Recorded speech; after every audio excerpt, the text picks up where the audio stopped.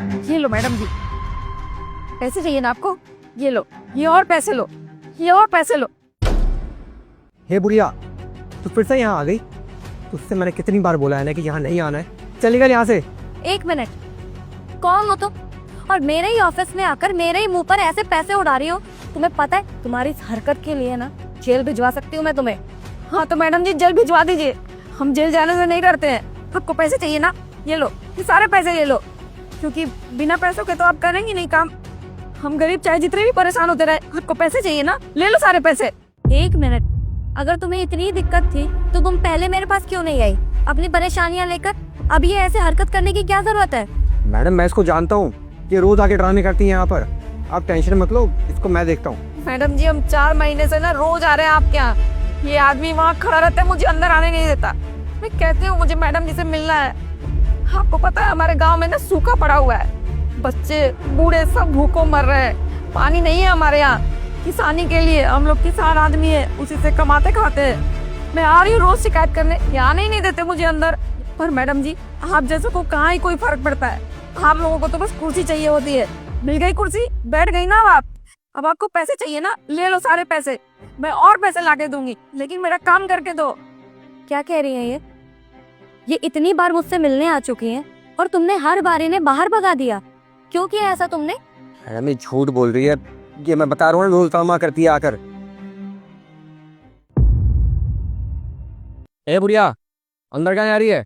और साहब मैडम जी से मिलने जा रही। मैडम बहुत बिजी है, अभी नहीं मिलेंगी किसी से, चल निकल। साहब हमने तो सुना है कि मैडम जी बहुत अच्छी हैं, सबकी मदद करती हैं।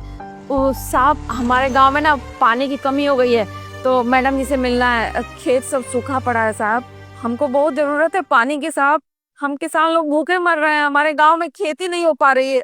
मैडम दिल की तो अच्छी है, लेकिन मैडम से मिलने के कुछ पैसे लगते हैं। पैसे हैं तो बता, अभी मिलवा देता हूँ। पर साहब हमने तो सुना है मैडम जी पैसे नहीं लेती है, काम कर देती है। अरे मैडम ना मदद करती है, लेकिन हमारा क्या? अगर मैडम जी से मिलना है तो पहले हमको पैसे देने पड़ेंगे तेरे को।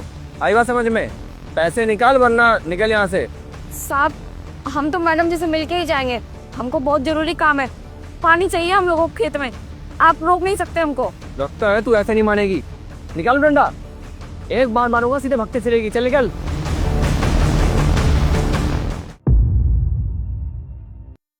देखिए मैडम, आप इस औरत को जानते नहीं हो, ये ऐसे रोज आके परेशान करती है, झूठ बोल रही है। भला मैं इसके साथ ऐसा क्यों करूंगा? और वो भला झूठ क्यों बोलेंगी? क्या लगती है वो तुम्हारी, और कौन सी दुश्मनी है उनकी तुमसे? मुझे तो ये समझ में नहीं आ रहा है कि तुम्हें सैलरी किस बात की मिलती है। अरे इतनी सैलरी मिलने के बाद भी तुम्हारा जो काम है तुम वो भी सही से नहीं कर पा रहे हो। लीव। देखिए मैं अपने एम्प्लॉय की तरफ से आपसे हाथ जोड़कर माफी मांगती हूँ। आप प्लीज बैठिए और मुझे बैठ के अपनी प्रॉब्लम बताइए। मैडम जी देखिए, हम किसान लोग हैं, हम लोग उसी से कमाते खाते हैं, खेती करते हैं, तभी हमारी कमाई होती है। हमारे गांव में इतने बड़े बड़े नेता आते हैं, इतने बड़े बड़े मंत्री आते हैं और इतने वादे करके जाते हैं, आपकी खेती के लिए हम ये लगवा देंगे, जल दे देंगे, सिंचाई के लिए वो दे देंगे, बीज दे देंगे, पर आज तक किसी ने कोई वादा पूरा नहीं किया।